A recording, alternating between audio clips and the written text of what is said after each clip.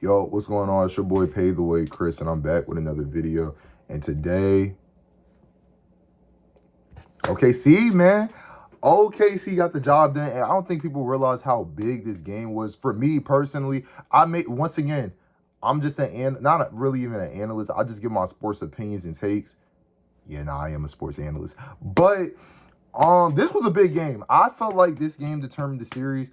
And for Indiana, you have a chance to end this series. Let's be realistic, bro. LeBron James has been the only person in NBA Finals history to make a 3-1 comeback. It is not likely for a team to come back down 3-1. And the series is pretty much over.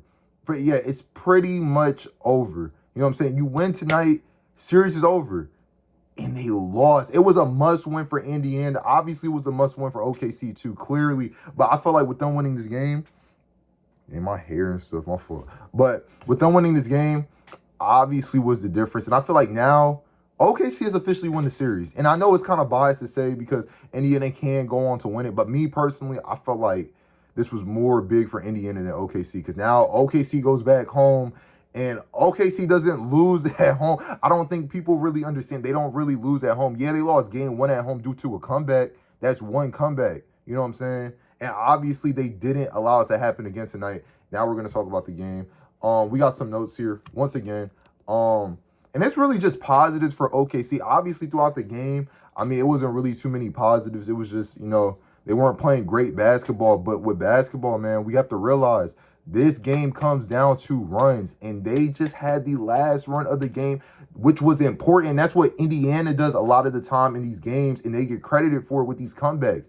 But in OKC's case, they kept it within distance. They went on the last run, and they won the game.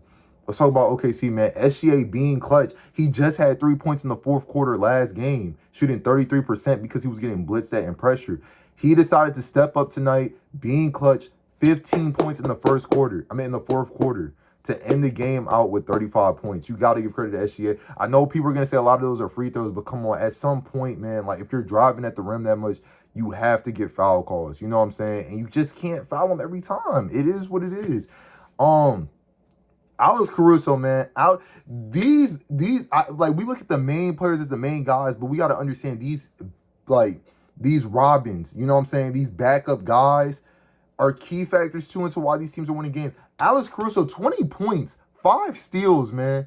Alex Caruso, bro, like I'm just so mad as a Lakers fan. I know I'll be saying that a lot, but I don't know how we would LeBron, man. But 20 points, 5 steals, man. I mean, just that Josh Gritty trade is looking greater by the day in the playoffs. J-Dub, 27 points. And he shot 0 for 3 for 3, but still 27 points. He was getting to the line a lot.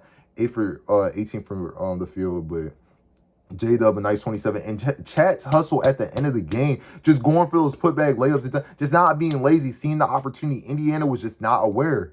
The ball's going up at the rim. You're not checking your back. You're not doing anything like that. These guys are getting easy buckets, and that's what happened. Good stuff with OKC, and good way to close out the game. For a second, I thought they were going to choke at the end, but they ended up closing the game. Now let's talk about the negatives for Indiana. I mean, Tyrese Halliburton. Yeah, you shot almost 50% from the field, like 46%, 18 points, 1 for 7 from 3.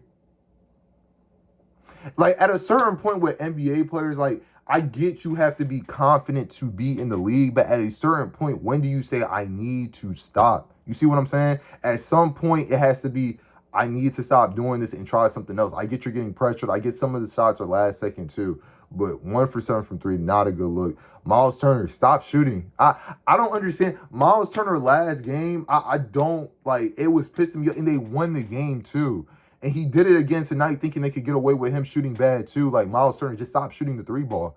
Go step up at mid-range, drive in, do something. Your defense wasn't even that. Your defense wasn't good this game either. And you shot 30% from the field. 3 for 10. 3 for 10, brother. 3 for 10. Like, it's bad. And then Mathurin, like, you just got glazed last game. And this is what I'm saying with bench players. We cannot overhype people like Nembhard, Neesmith, and Mathurin. Yeah, they're good backup players and due for a good game, but come on, bro. These are not like players where, oh, he could go to this team and that team and make a difference. Like, no, they just play their role and they step up during certain times, but they're not stars. Like, you see what I'm saying? This is why they're bench players. Like, you know what I'm saying?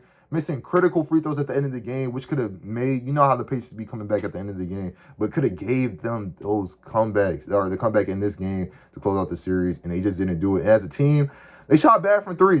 They shot terrible from three, 30.6% from three, 11 for 30, 38 or 36, whatever it was, 30% from three, just not going to cut it. Once again, OKC won the turnover battle again.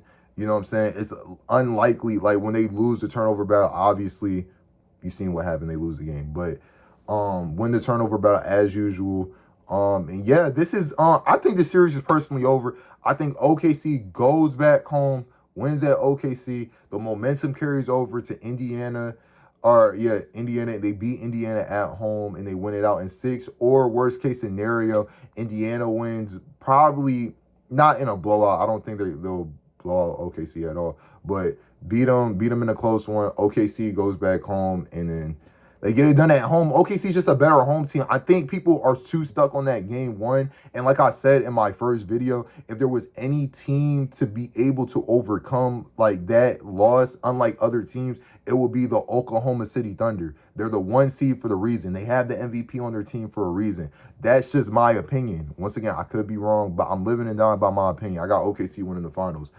It's your boy Pay the Way, Chris, man. We trying to be consistent with the YouTube videos and drop better content, and even with more stuff that I'm talking about. But you know the NBA Finals is going on right now, so you know I got to cover it. NFL content coming real soon. Y'all are going to enjoy those videos, rant videos, me getting mad because I am a big Ravens fan. So hopefully y'all enjoy the content. If you're new, subscribe.